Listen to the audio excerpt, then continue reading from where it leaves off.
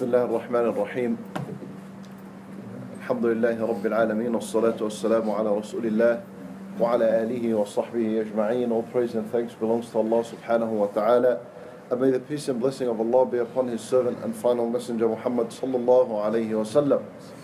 As to what follows, my dear respected brothers in Islam, inshallah ta'ala, I just wanted to share with you one ayah, just pondering over the construction of this ayah, how Allah Azza wa Jal basically places things in this ayah.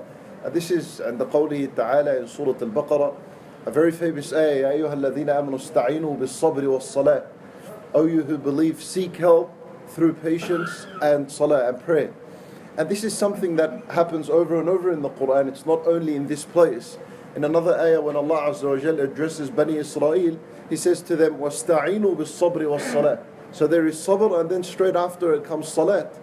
And Allah Azza wa Jal, He says in Surah Al-Hajj, He says, وَبَشِّرِ الْمُخْبِتِينَ الَّذِينَ إِذَا ذُكِرَ اللَّهُ وَجِلَتْ قُلُوبُهُمْ وَالصَّابِرِينَ عَلَى مَا أَصَابَهُمْ وَالْمُقِيمِ الصَّلَاةِ. So again there's sabr and then there's salat.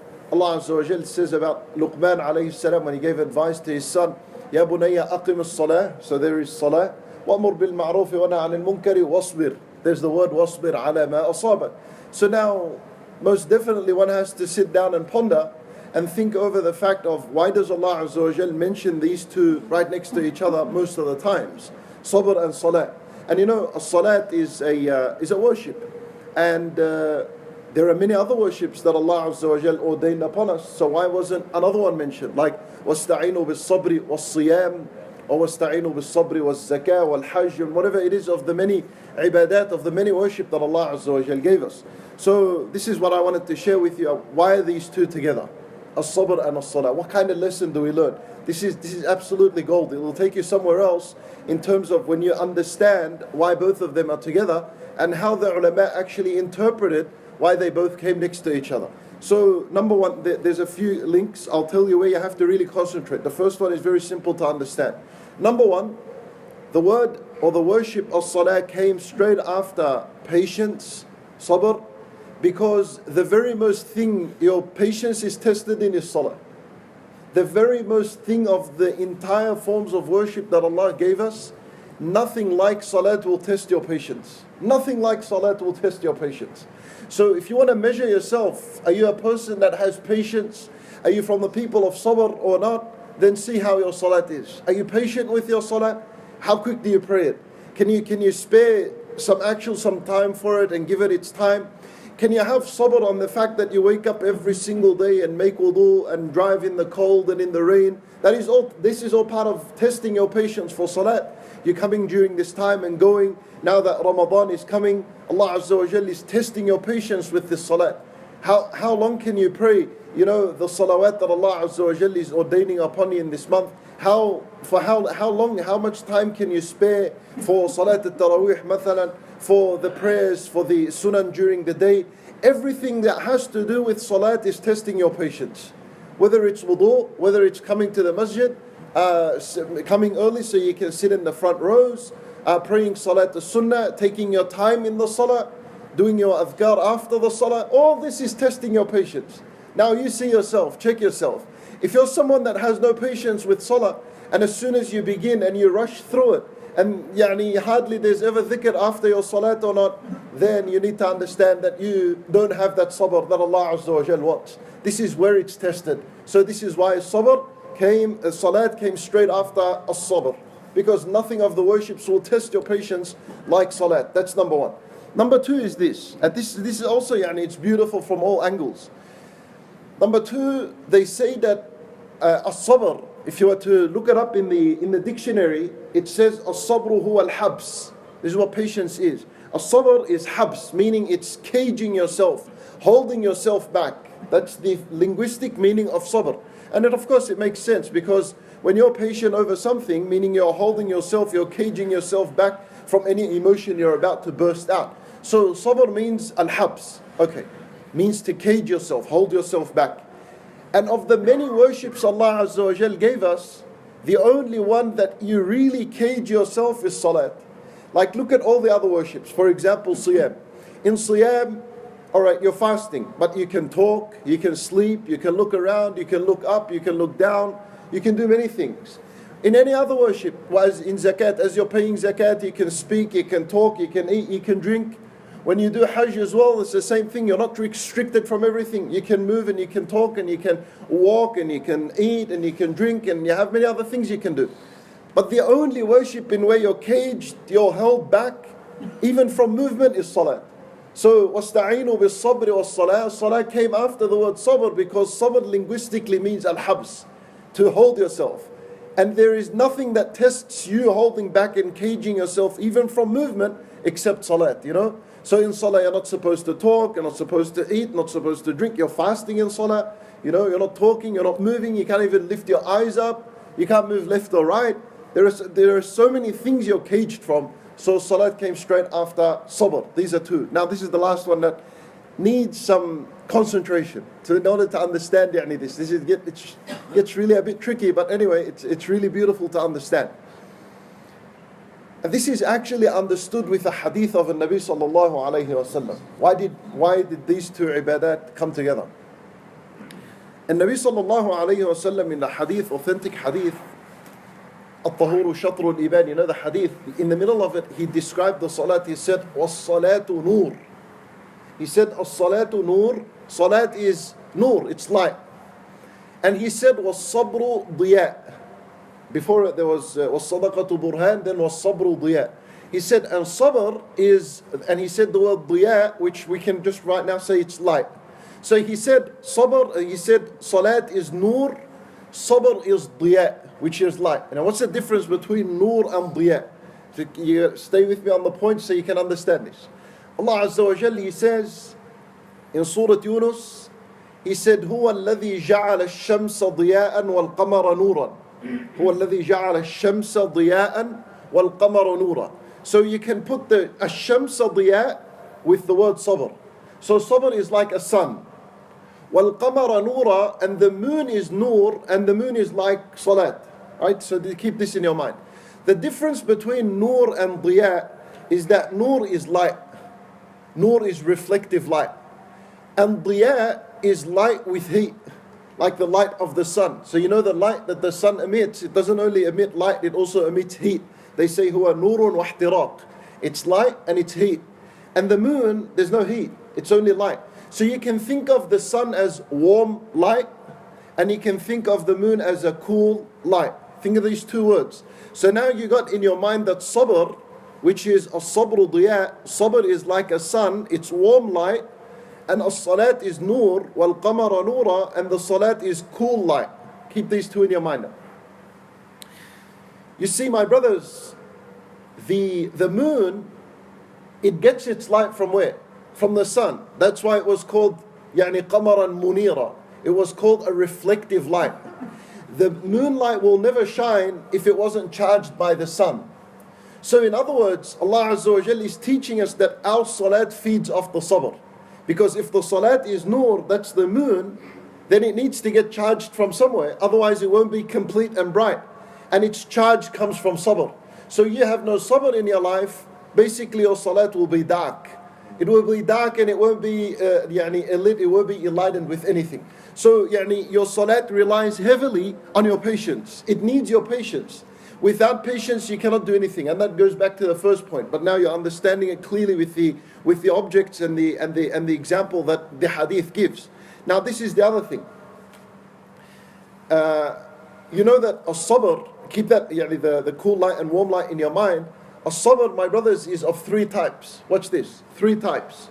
They say there's sabrun ala ta'atillah, being patient with the worship of Allah subhanahu wa ta'ala, being patient over this. So that means, you be patient over your salah, be patient over your siyam. The sister has to be patient with her hijab and understand that, while she's outside with her hijab, then every single hair that is covered from the eyes of the people, she's getting rewarded. She needs patience with this. You in your dhikr, in whatever you do of worship, you need to have patience. So there is one type of sabr, which is sabrun ala ta'a. Another patience is sabrun anil ma'siyah, having patience to stay away from the haram. So the nafs is always tempted to do the haram. It wants to swear, it wants to slander, it wants to backbite, wants to talk ill about someone. it thinks about, it sees a woman, it wants to look again, it wants to see again. That's what the nafs is. So another type of sabr is being patient from the haram, from the sins, keeping yourself held back from this. And a third and final sabr is a sabr that is a sabr ala al-bala, they say, being patient over the trials and tribulations that Allah Azza wa Jal puts upon someone. So let's say your mother died, you need to have patience. Then after it, your father died, you need to have patience.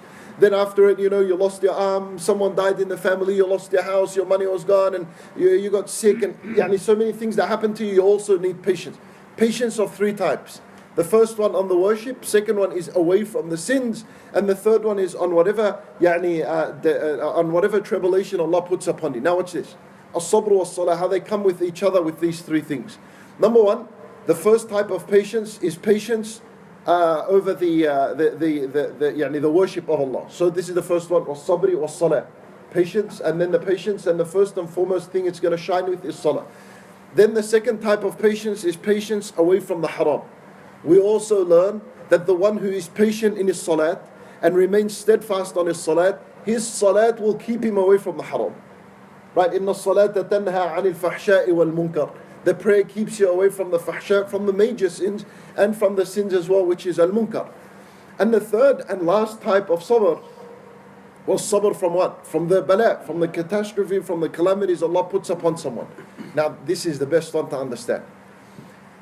That, you're faced with one issue and you feel from inside like you're about to explode. Someone dies in your family and you can't bear it. You become so warm from the inside, but you're patient. And then, let's say someone else dies in your family and then you cannot bear it any no longer. Someone comes and swears at you. That's ibtila as well. Especially in Ramadan, someone comes and does something really bad to you, speaks horribly about you, does something, and you're burning from the inside, you're getting really warm from the inside, but you're holding yourself, patience. And let's say this is happening a lot in your life, one after the other, musibah after another, ibtila after another, whatever it is. And you keep getting warm from the inside, one day you're about to explode. How are you going to cool yourself down? What did we say? Salat was a cool light. So with salat you cool down. And this is why Nabi sallallahu alayhi wa sallam, he's described as إِذَا حَزَبَهُ أَمْرٌ رَجَعَ إِلَى الصَّلَاةِ. If he was distressed by a matter, if things reached too much to boiling point, he'd go and pray. When Nabi sallallahu alayhi wa sallam would say to Bilal, أَرِحْنَا بِهَا يَا Bilal, meaning Bilal, hurry up, make iqamah, so we can find coolness, relaxation, peace, ease and comfort in our salat. So in other words, when one has to have so much sabr, from trials and tribulations and fitan of this worldly life, and he gets so warm from the inside, so warm, right? Remember, because the sabr is like a warm light, it's like the sun. You get so warm from the inside, you're about to lose it, you're about to explode, you're about to lose your deed. You're about to question, why is Allah doing this to me? And then with that you become a kafir, right? So such a person, he gets so much onto him that he cannot bear anymore. He needs to cool down. What's going to cool him down? You see, my brothers, the disbelievers, they don't have this gift. We have it, which is salat. And that's what cools you down. Because as-salatu nur, it's a cool light. It'll inflate you. It'll deflate you by the end of the day, so that you're ready to charge up again with whatever it is. And you pray and you release that distress and that anxiety and that whatever it is in your life, you release it with a salat. And if you were to ponder over the seerah of Rasulullah sallallahu alaihi wasallam, two things. Allah describes his life in two things. That he used to be a man of da'wah and a person of qiyamul layl. During the day, he's doing da'wah. And during the night, he's praying. One of the two. And the da'wah, especially the beginning of days in da'wah in Mecca, wasn't something easy. It's something that makes him really warm from the inside. Speaking to these kuffar of Quraysh, and they're insulting him, slandering, throwing things at him, the internals of camels, right? That makes him very warm from the inside. And then at night he prays. Allah Azza wa Jal gave him that gift, قُمِ اللَّيْلَ إِلَّا قَلِيلًا, so that you cool down, so that you're recharged for another day of da'wah, in where you become warm again. And then قُرَّةُ عَيْنِ as well, he calls the salat a قُرَّةُ عَيْن, a coolness of the eye. And this was the cycle of our Prophet sallallahu alaihi wasallam. For this is something, my brothers, Allah gave us, sabr and salah. How do you make it easier upon yourself? You said, I can't, I've had too much patience. Don't tell me to be patient anymore. That means you're not praying enough. You're not praying enough to release that anger from inside of you, to release that warmness and that heat from inside of you. My brother, it will only be released with salat. This is why it's very important to understand that salat is actually a gift Allah Azza wa Jal gave us to cool us down. And as I told you, and I say, the kuffar didn't have this. So you see, for their case, when one of them then gets distressed, something happens in his life, something else happens, another accident, he lost his house, he lost his pet, whatever it is, what happens to them?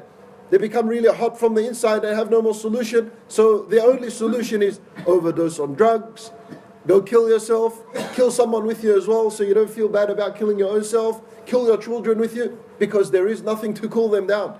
But we have the salat, and you need to hold on to this and understand that this is a solution Allah Azza wa Jal gave us. We ask Allah subhanahu wa ta'ala to make us people of the Quran, people of sabr, people of salat. We ask Allah Azza wa Jal to give us patience through our salat, and we ask Him subhanahu wa ta'ala to make us people of the paradise. Bi-idhnillahi ta'ala. Inshallah, my brothers, I'll be traveling today. So inshallah ta'ala, with a couple of brothers, about 10 of them inshallah, so we request from you to make dua for us, and we'll also make dua for you inshallah. And our next appointment bi'idhnillah won't be next Sunday, the Sunday after inshallah. And the Sunday after will be here Salat al-Fajr, and I'll share with you a very severe topic, very important topic, very really dangerous topic. And that is about abandoning the Quran, or turning away from the Quran, not opening the Quran in your life.